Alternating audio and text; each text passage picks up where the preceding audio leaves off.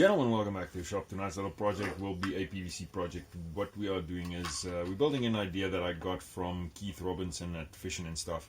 I'll put a link down in the bottom for you to his channel. Some good fishing DIYs. So I thought my best friend, it's his birthday, and I think he's in need of a rod stand. So we'll be building him a 9-rod rod stand. I'm going to start cutting all the PVC. I'll bring you back and tell you why I've decided on the lengths that I did.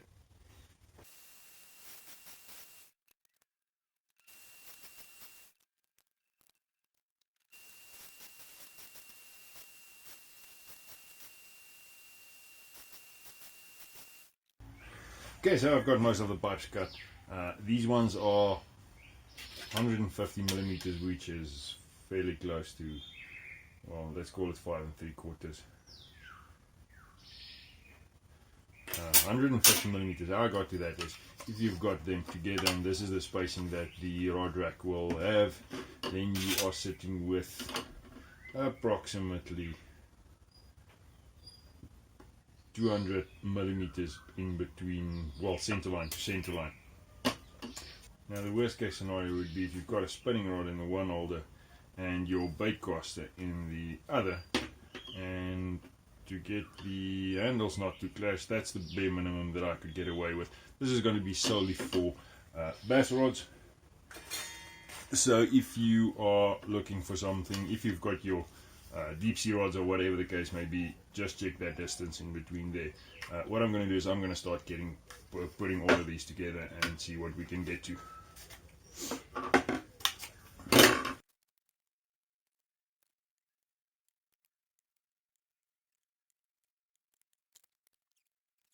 Might have hashed it up. The thing is, these are not 90-degree bends, they're actually 87-degree bends. So if they're leaning, I want them all to lean in the same direction. So might still, we'll see if we can maybe make a plan.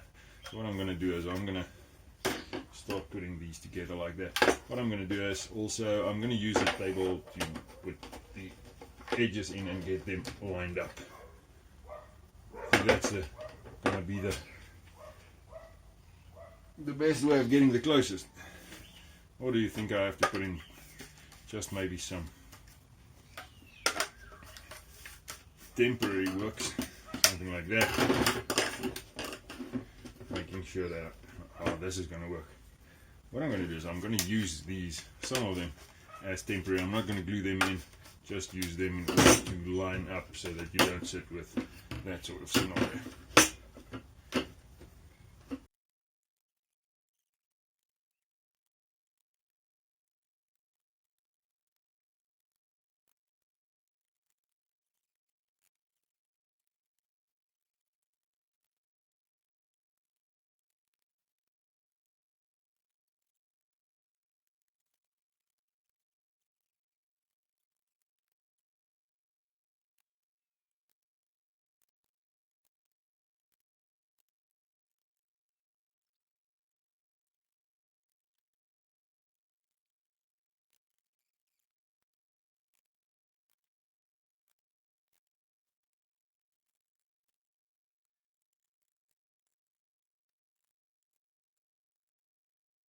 Gentlemen, so we're back in the kitchen, just getting some water boiling, and now we're just going to quickly flare the pipes out.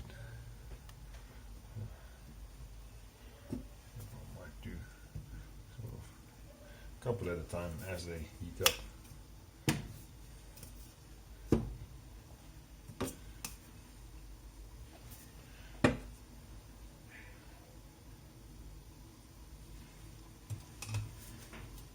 No, not yet.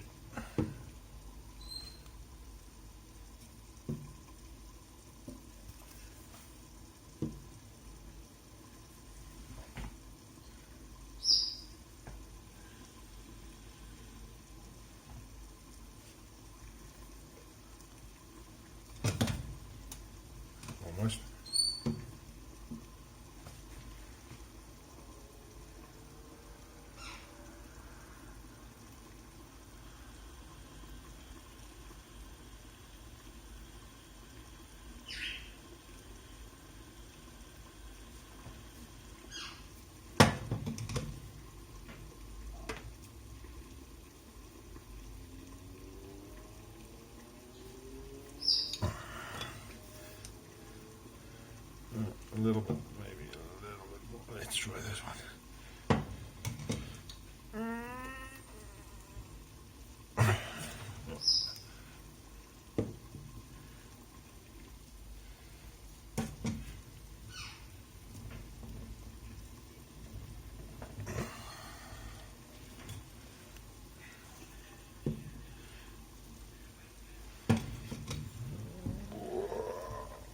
Oh, there we go.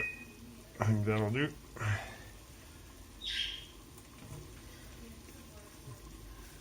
And there we have it.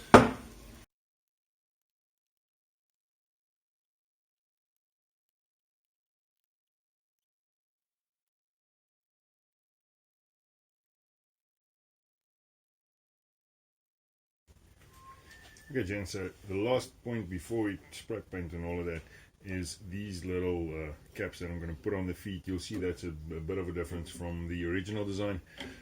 I don't think I'm going to glue them in yet. I want to put some rubber feet on here, so I'm just going to sort of press fit them on. Seems like the press fit's in any case going to be the way to go. So let's see if that works, and then I can just drill it in and put the little rubber feet on.